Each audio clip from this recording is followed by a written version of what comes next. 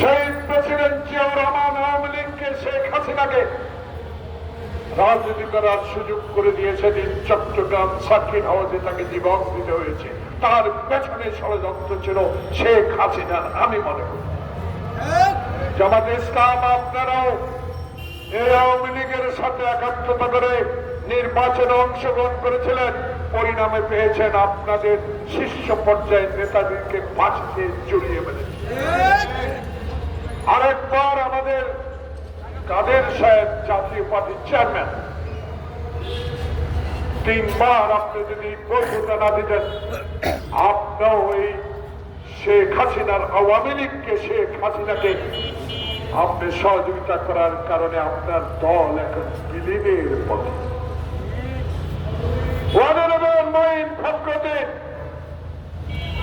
Atlantic মহাসাগরের দল জাতীয়তাবাদী দল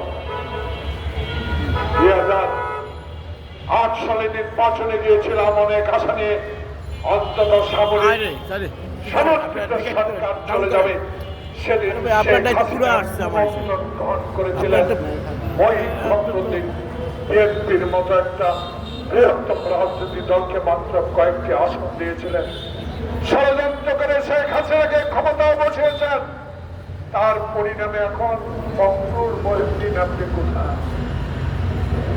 তাই ইতিহাস এই ইন্টেরিয়াম গভর্নমেন্ট আপনাকে জানতে হবে, যারা আমার এই নির্বাচনকে আবার ষড়যন্ত্র করে পিছিয়ে দেওয়ার চক্রান্ত করছেন, তাদের উদ্দেশ্যে বলতে চাই, 54 বছরে কোনোদিনও দেখি নাই শহীদ দিবস স্বাধীনতা দিবসে আপনারা মিছিল করতে। আমরা শুনেছি আপনাদের একটি পত্রিকার মাধ্যমে 1971 সালে আমরা যারা যুদ্ধ করেছিলাম তাদেরকে অমুসলিমও বলা হয়েছে। তাই আবার নতুন চক্রান্ত শুরু করেছেন।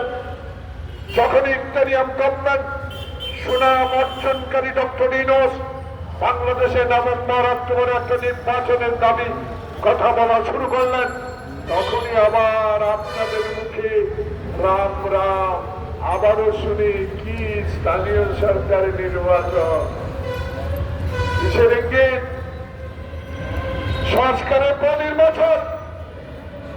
কোথায় ছিলেন স্বাধীনতা যুদ্ধের সময়? কোথায় ছিলেন 16 বছর আমার নেতা তারেক রহমান যখন মানুষের অধিকার প্রতিষ্ঠার জন্য আমার নেতা কর্মীদেরকে হাঁটু জলের মধ্যে দাঁড়িয়ে আন্দোলন করেছে, যারা কবরস্থানের মধ্যে জঙ্গলে ঘুমিয়ে জীবন কাটিয়েছে, যারা আয়না ঘরে মাসকে মাস কাটিয়েছে, তখনও আপনাদেরকে এত জোরালো কথা বলতে আমি দেখি না। এখন আবার এই ষড়যন্ত্র কেন? এই ষড়যন্ত্র বাংলাদেশের জাতীয়তাবাদীর শক্তি 16 বছর হাসিনার কাছে আমরা মাথা নত করি নাই।